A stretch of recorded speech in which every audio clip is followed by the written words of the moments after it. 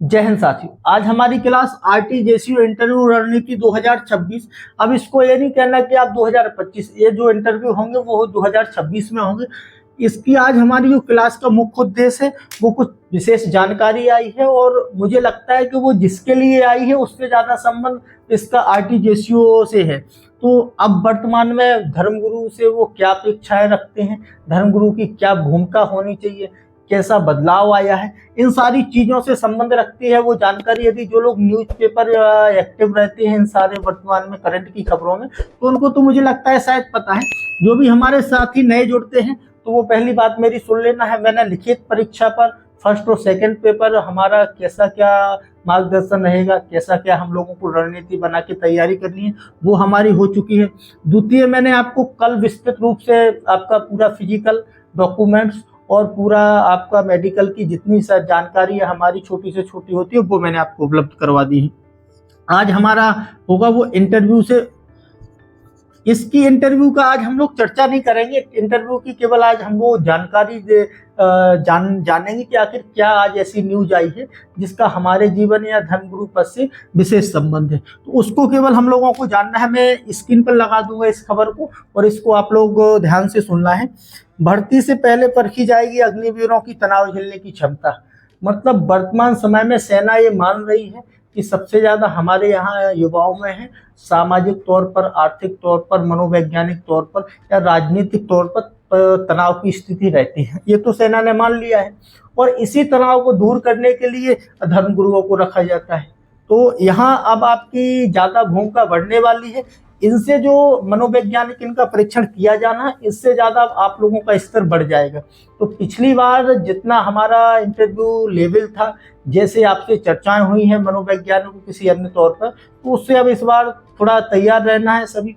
देखो, इंटरव्यू में आपका जो धर्मगुरु का है, सेना का इंटरव्यू कोई भी एनडीए सीडीएस का होता है, उसमें केवल दो चीजें वो चाहते हैं। पहली तो चाहते हैं कि आप साहसी हों और दूसरी जो आप लोगों के अंदर चाहते हैं वो है तर्क शक्ति या विवेक। ये ज्यादा महत्वपूर्ण आपका रखता है इंटरव्यू में। दो चीजों का पूरे इर्द गिर्द घूमता है इंटरव्यू। तो ये मैं पूरी पहले आपको खबर पढ़ के सुना दे रहा हूँ। इसके आधार पर आप लोग इसकी जो सीरियसनेस होती है, जो भी हमारा जो मूल्य है वो समझ जाएंगे इंटरव्यू का कि अब हम लोग कैसे तैयारी करेंगे।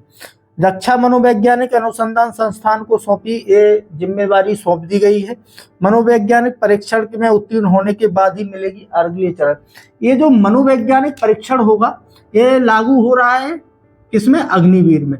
तो अग्निवीर में जब आपका फिजिकल होगा, फिजिकल में ही आपका मनोवैज्ञानिक परीक्षण होगा फिजिकल में 15 मिनट का। ये इंटरव्यू के तौर पर नहीं होगा। देखो, एनडीए सीडीएस और आपके जेसीओ इनमें पहले से रहता है, लेकिन जिस स्तर पर ये अग्निवीर के फिजिकल में होगा वो एक अलग प्रकार का होगा मनोवैज्ञानिक परीक्षण। ठीक है, तो ये पहले आप खबर सुन लें अच्छी तरह से। जवानों में तनाव की स्थिति पर व्यापक मंथन के बाद भारतीय सेना ने तय किया है कि भर्ती से पहले ही बौद्धिक स्तर और तनाव झेलने की क्षमता की परख कर ली जाए। ये बहुत बड़ी बात है अब कि तनाव झेलने की क्षमता यदि आप अग्निवीरों में, और सबसे जो हमारे हवलदार सैनिक होते हैं जो ड्यूटी पर रहते हैं परमानेंट, उनका ये परीक्षण होना है। ये इसमें इस व्यवस्था को लागू किया जा रहा है, ये थोड़ा झेलने की क्षमता की परख कर ली जाए। अग्निवीरों की भर्ती में इस व्यवस्था को लागू किया जा रहा है। इसकी जिम्मेदारी भारत सरकार की रक्षा अनुसंधान एवं विकास स्थापना की दिल्ली स्थित इकाई रक्षा मनोवैज्ञानिक अनुसंधान। तो ये पहली बात तो समझ लेना है कि जो इकाई है रक्षा मनोवैज्ञानिक अनुसंधान, ये दिल्ली में स्थापना है। DRPR इसका शॉर्ट फॉर्म में सौंपी गई है। DRPR की टीम द्वारा अग्निपथ भर्ती में शारीरिक परीक्षा के दौरान अभ्यर्थियों के 15 मिनट के मनोवैज्ञानिक टेस्ट के लिए सॉफ्टवेयर तैयार किया गया है। सॉफ्टवेयर से क्या आप कुछ यदि छुपाना भी चाहें तो वो मुश्किल हो जाएगा। ठीक है, अब इससे परीक्षण शुरू किया जाएगा। ग्वालियर स्थित सेना भर्ती कार्यालय द्वारा अग्निपथ भर्ती के लिए ग्वालियर, चंबल और बुंदेलखंड के जिलों के, ये यदि कोई बुंदेलखंड के जिले और ग्वालियर चंबल संभाग में यहाँ कोई पढ़ता हो तो भी अभी पेपर दिया हो तो वो देख लेना। बुंदेलखंड के जिलों के अभ्यर्थियों की शारीरिक परीक्षा अगस्त में शिवपुरी में होगी।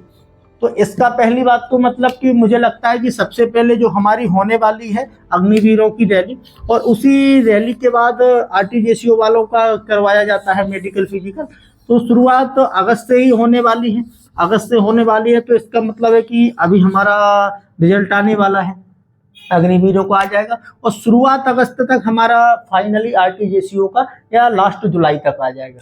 तो यहाँ आप लोगों ने, मैंने विस्तृत अच्छी जानकारी मैंने पढ़ के सुना दिया है कि एक बात को, और ये आप स्वयं से भी पढ़ सकते। तो यहाँ तक आप लोग अब अपने आप में स्वयं से खुद अपने आप का आत्म साक्षात्कार करना है आपको, कि अब जो धर्मगुरु की भूमिका होगी, वो जो हमारा इंटरव्यू होगा, यदि पहले से जवानों में आप तनाव और इन सारी क्षमताओं का परीक्षण करते हैं, तो आप अब जो धर्मगुरु बतौर जिसका कर्तव्य रहता था कि मनोवैज्ञानिक आपको परामर्श देंगे सैनिकों को किसी भी परिस्थिति में, तो अब यहाँ पर यदि इतनी सीरियस चल रहे हैं लोग, ये हमारी अग्निपथ योजना में सेना की अधिकारी या सेना हमारी भारत की, तो इसमें अब आप लोग अपनी भूमिका पर थोड़ा विचार कर लेना है।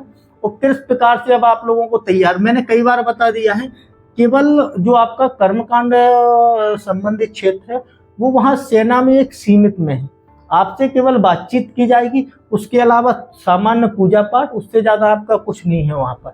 आपको जो आपकी भूमिका है वो मूलतः सैनिकों के बीच में है, सैनिकों को परामर्श के रूप में है। तो उस आधार पर इंटरव्यू में सबसे पहले तो मैं आपको यही बता दूं कि पहले तो 10 से 15 मिनट अपेक्षा की जाती है कि आप विस्तृत तौर पर कर्मकांड पर ही बात करें, लेकिन इसके अलावा अब आपका 40 मिनट जा रहा है, 30 मिनट जा रहा है, कितना जा रहा है वो अन्य क्षेत्रों में बात की जाएगी।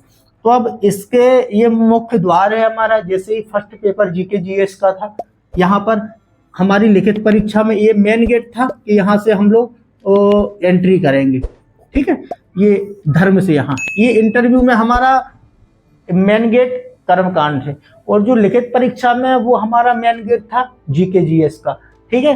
तो यहाँ अब आप लोगों को इस पे भी अच्छी तैयारी रखनी है, और इस पर भी अन्य क्षेत्रों में जैसे साइकोलॉजी, जीके जीएस में आपसे संबंधित और सामान्य जानकारियां जो भी हमारे ब्रिगेडियर साहब रहेंगे वो आपसे कैसी जानकारी। तो मैं केवल इसी सूचना को आप लोगों तक पहुंचाने का मैंने सोचा कि ये पहुंचा दी जाए।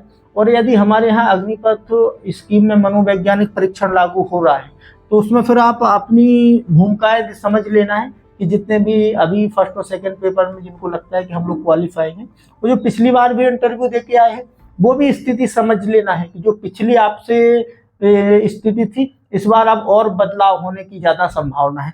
तो उस स्तर पर अब आप लोग, मुझे लगता है कि धीरे धीरे एक सामान्य विकसित समझ में शुरुआत कर देनी है। कल हमारी एक लाइव क्लास होगी, उसमें मैं आप लोगों को पूरा इंटरव्यू का एक एक जितना भी पॉइंट होता है सारा समझा दूंगा, कैसे होता है, कौन लेता है, कैसे शुरुआत होती है क्या। उसके अलावा फिर मुझे लगता है कि हमारी, जो मैं आप लोगों से बोला था कि जो भी नए नए स्टूडेंट हैं 24 से 25 वर्ष हो जाएंगे अगले वर्ष, या जिसने इस बार फर्स्ट अटेम्प्ट नहीं दे पाए हैं 1-2 महीने की कमी के कारण कि मार्कशीट नहीं आई है, उनकी उम्र नहीं हो पाई है, तो वो भी 25 हो गए थे, लेकिन कुछ दिनों के चक्कर में नहीं डाल पाए। और जिसने इस बार फर्स्ट अटेम्प्ट दिया है उनके लिए, तो इनके लिए लिखित परीक्षा की हमारी यहाँ तक कोशिश होगी कि 22 से 23 जुलाई के बीच में हमारी शुरू हो जाएगी। मेरा जो टारगेट था वो तो 20 ही जुलाई था, लेकिन कुछ कारणों की वजह से अब ये पोस्टपोन 3 से 4 दिन और पीछे चला गया, क्योंकि मुझे अब बाहर जाना है। कल मैं संडे को निकल जाऊंगा, तो कल मैं दिन में आप लोगों की लाइव क्लास कोशिश होगी मेरी, या तो 12 बजे हो जाएगी या लगभग 5 बजे होगी, क्योंकि शाम को मुझे निकलना है। तो फिर 2 से 3 दिन मैं लौट के नहीं आ पाऊंगा, इसकी वजह से फिर हम लोग या 25 से हमारा इंटरव्यू की शुरुआत हो जाएगी, लगभग 23 से हमारा लिखित परीक्षा की 2026 के लिए हो जाएगी। तो इस सब में ये खबर थोड़ा ज़्यादा स्ट्रेस नहीं लेना है, लेकिन ये जरूर जान लेना है कि अब हमारी जो वर्तमान स्थितियां हैं उसमें हम लोगों को आमूलचूल परिवर्तन या व्यापक परिवर्तन करने की जरूरत है, ठीक है। आप लोग बिल्कुल धीरे से समझते हुए, सोचते हुए, अपना विवेक लगाते हुए कि कहाँ से कैसे अब हम लोगों को आगे बढ़ना है। और अब जितना हम लोग पहले आसान था धर्मगुरु बनना, कि साधारण तौर पर अब वर्तमान की बदलते हुए परिवेश में अब इतना साधारण नहीं बचा है। तो मैंने पहले भी कई बार बोल चुका हूँ कि आप लोगों को देखो परिश्रम तो करना पड़ेगा, और आपके अंदर इन सारी चीज़ों को मनोवैज्ञानिक पर अब वो विशेष दबाव जोर दे रहे हैं तो उसमें भी अब आप लोग अपनी थोड़ा समझ विकसित करेंगे। प्रत्येक मुद्दों पर आपको कुछ अच्छे बुरे पॉइंट आना चाहिए और आप अपनी तर्क शक्ति, तर्कों के आधार पर आप उसको प्रमाणित करेंगे। यही मूल उद्देश्य होता है इंटरव्यू। तो इन सारी चीजें हम लोग कल बात कर लेंगे क्लास में आराम से। केवल मैं आज ये आपको खबर देने की मैंने सोचा कि आज इस पर अलग से शायद कर ले, ना इतना टाइम मिल पाए, हम लोग इस पर चर्चा ना कर पाए, तो इस पर आज अलग से क्लास में चर्चा कर लेते हैं। ठीक है, धन्यवाद, जय हिंद।